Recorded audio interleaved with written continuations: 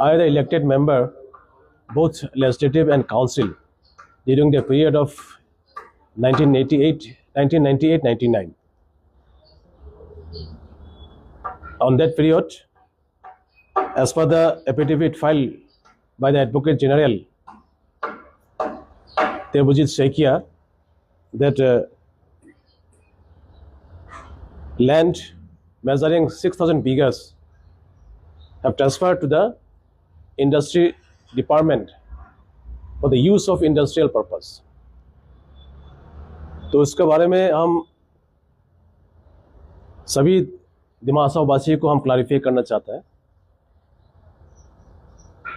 आप लोग सब जानते हैं कि दिमासा काउंसिल अभी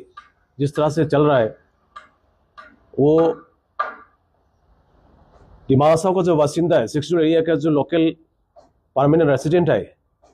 उसका इंटरेस्ट में काम नहीं करके वो बाहर का लोगों को इंटरेस्ट में ज़्यादा काम कर रहा है, ऐसा लगता है। ऐसा बहुत सारा एग्जाम्पल है, allotment on land to the corporate businessman, बाहर का जो लोग अडानी अंबानी को, और ऐसे बहुत सा उदाहरण है। और recently filling of 2 principal post of higher secondary schools, Mahaur higher secondary और माइबांग हायर सेकेंडरी, उसमें भी परमानेंट रेसिडेंट्स को इंटरेस्ट छोड़ के बाहर का जो लोग है, बाहर का जो नॉन रेसिडेंट है, नॉन रेसिडेंट ऑफ दिमासा, उसको ज़्यादा प्रिफेयर करता है, इससे हम लोग को लगा। तो इस तरह का घटना अभी सब जानते हैं कि सीमेंट फैक्ट्रीज लंकुक्रो में महाबल सीमेंट को जो 3000 बीघा लैंड अलॉटमेंट दिया, वहाँ पे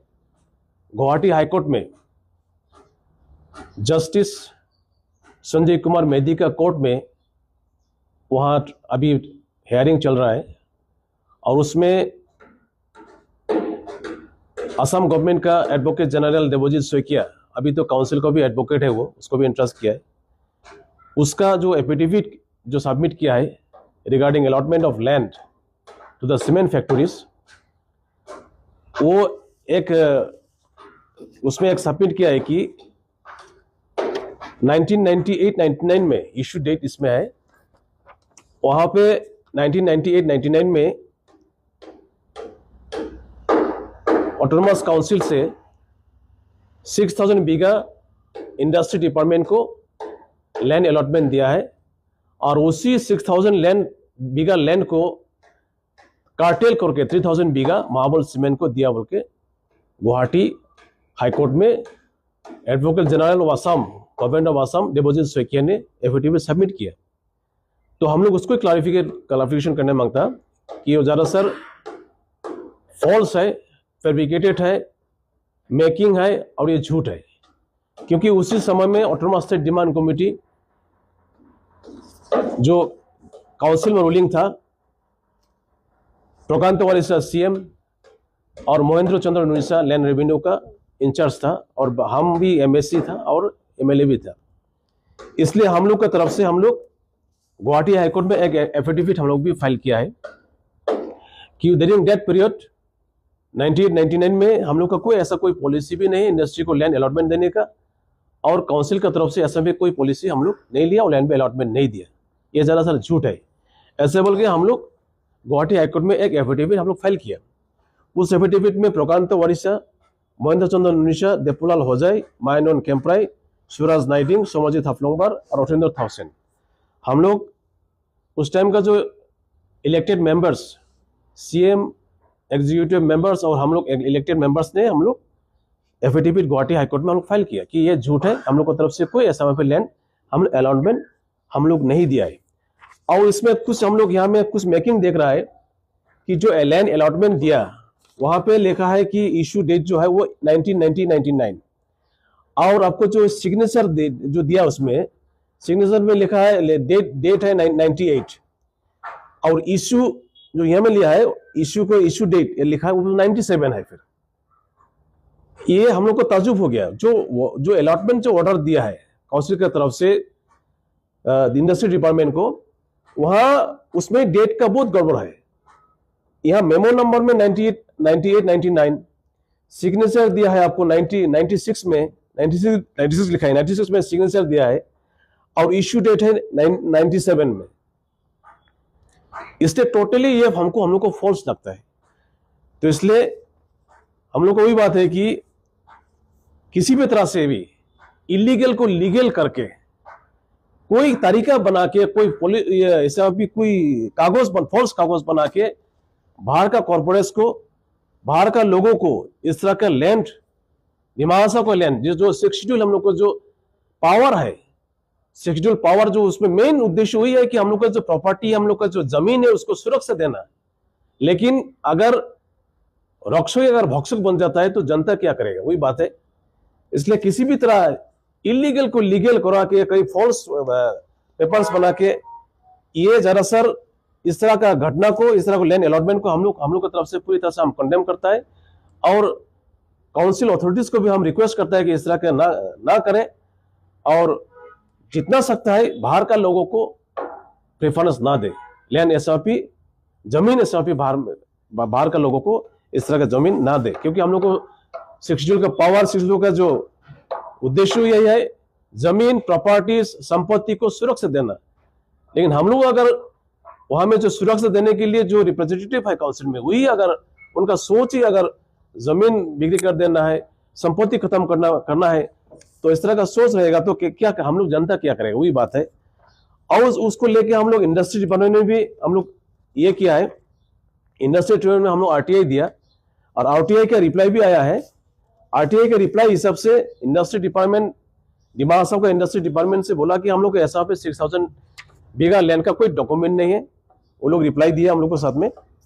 और बोला है कि जो लैंड जो है वो सिर्फ 800 बीघा, यहां में लिखा 800 बीघा का उन लोग के पास में जमीन है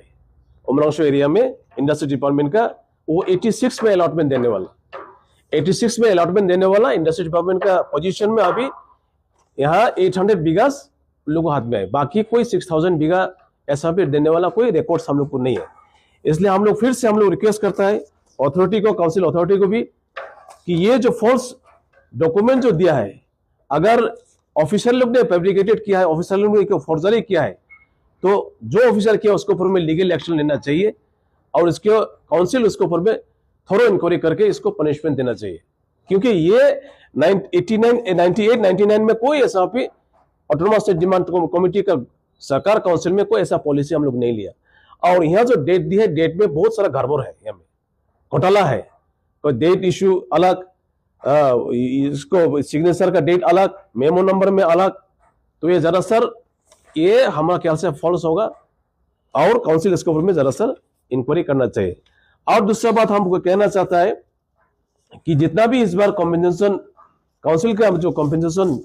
का जो पॉलिसी जो है, उस कॉम्पेंसेशन पॉलिसी में हम देखते हैं शेड्यूल एरियाज में भी, नॉर्थ ईस्ट में जहां में कॉम्पेंसेशन का प्रोविजन देता है, वहां या काउंसिल में जो अभी जो कॉम्पेंसेशन का जो प्रोविजन है उसमें काउंसिल रेट फिक्स करता है, जमीन का रेट जगह जगह में। लेकिन आप देखिए, एज पर एग्जाम्पल हरंगजाव का जमीन जो है खेती का, उस खेती का जो टाउन एरिया में जमीन काउंसिल के हिसाब से 2 लाख है पर बीघा, लेकिन अभी मार्केट रेट वहां एटलीस्ट 25 लाख तो 30 लाख चल रहा है। अभी हरंगजाव में कोई जमीन खरीदेगा उनसे 30 लाख के नीचे में नहीं मिलेगा, लेकिन काउंसिल का रेट है 2 लाख। और इधर मायबंग में अभी देखिए, मायबंग में जितना भी जमीन है अभी अराउंड 30 लाख का नीचे में मिलेगा ही नहीं, लेकिन काउंसिल का रेट रहेगा आपको 2 लाख 3 लाख करके। तो कॉम्पेंसेशन, जेन्युइन कॉम्पेंसेशन पब्लिक कैसे मिलेगा? इसलिए हमारा सजेशन है, ऑल ओवर इंडिया का जो लैंड का एक्विजिशन एक्ट होता है, लैंड एक्विजिशन एक्ट 2002 से अभी उसको एक्सपांड करते करते अभी 2013 तक का लैंड जो एक है, इसको बोलता है राइट टू फेयर कॉम्पेंसेशन और आपको transparency in land acquisition, resettlement and rehabilitation act 2013, जो लैंड का एक्ट जो है इसको बोलता है RFCTLARR एक्ट 2013। उस 13 का हिसाब से भारत का कहीं जगह में भी लैंड एक्विजिशन का जो कॉम्पेंसेशन रहता है वो है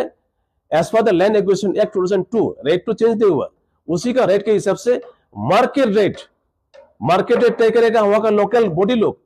वहां मौजादार है, जीबीस लोग है, टाउन कमिटीज लोग है, वो मार्केट रेट ठीक करेगा। Market rate into 4 in rural areas, market rate into 2 in urban areas. तो उसी हिसाब का जाने से, कॉम्पेंसेशन जाने से यहाँ का जो पब्लिक जो लैंड ओनर है वो जेन्युइन लैंड का कॉम्पेंसेशन मिलेगा। नहीं तो कोई जगह में 50,000 फिक्स कर देता है, कोई जगह में 1 लाख फिक्स कर देता है। तो उसमें आपको right to fair compensation, transparency in land acquisition, rehabilitation and resettlement act 2013 के हिसाब से बिल्कुल नहीं होता, उसके खिलाफ है। इसलिए हम काउंसिल अथॉरिटी से रिक्वेस्ट है कि ये जो लैंड का एक्ट है उसको काउंसिल में अडॉप्ट करें, और ऑल ओवर इंडिया में और नॉर्थ ईस्ट में जिस तरह से अभी दूसरा स्टेट में, अरुणाचल में हो, अभी नागालैंड में हो, मिजोरम में हो, त्रिपुरा में हो, जहां भी हो, इस एक्ट के अंदर में जो कॉम्पेंसेशन होता है उसमें लैंड ओनर को, जो गांव वाला लोग बहुत बेनिफिटेड होता है, और रेवेन्यू, काउंसिल का रेवेन्यू भी ज्यादा होगा। इसलिए हम काउंसिल से रिक्वेस्ट है कि जेन्युइन लैंड कॉम्पेंसेशन मिलने के लिए ये जो एक्ट है उसको ऑल ओवर इंडिया का जो एक्ट, उस एक्ट को अडॉप्ट करना चाहिए। और बाकी जो है जहां भी पॉलिसी होगा, अभी जो संपत्ति है, हम लोग का जो जमीन है, वो भविष्य के लिए हम लोग सोचना चाहिए। अभी खत्म कर देगा, सब खत्म कर देगा, कोई चीज भी नहीं, रिसोर्स भी नहीं रखेगा, हम लोग को अभी कोई लाइमस्टोन भी नहीं रखेगा, कोल भी नहीं रखेगा, कोई भी नहीं रखेगा। यही सोच होने से भविष्य हम लोग के लिए बहुत खराब होगा। इसलिए संपत्ति जो है, प्रॉपर्टी जो है, उसको बचा के रखना है और भविष्य के लिए हम लोग रखना है। और ऐसा ऐसा करके जब यहाँ का जो लोग, जो यहाँ का लोकल लोग, अगर एक कैपेबिलिटी हो जाएगा, एक इंडस्ट्री खुलने का,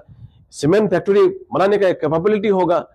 वो तब यहाँ में सीमेंट फैक्ट्री देना चाहिए, ताकि बाहर का लोगों को ज्यादा प्रेफरेंस देने का बजाय में। क्योंकि फाइनेंस जो है, फाइनेंशियल जो इंस्टीट्यूशन जो है, सभी लोग रेडी है देने के लिए,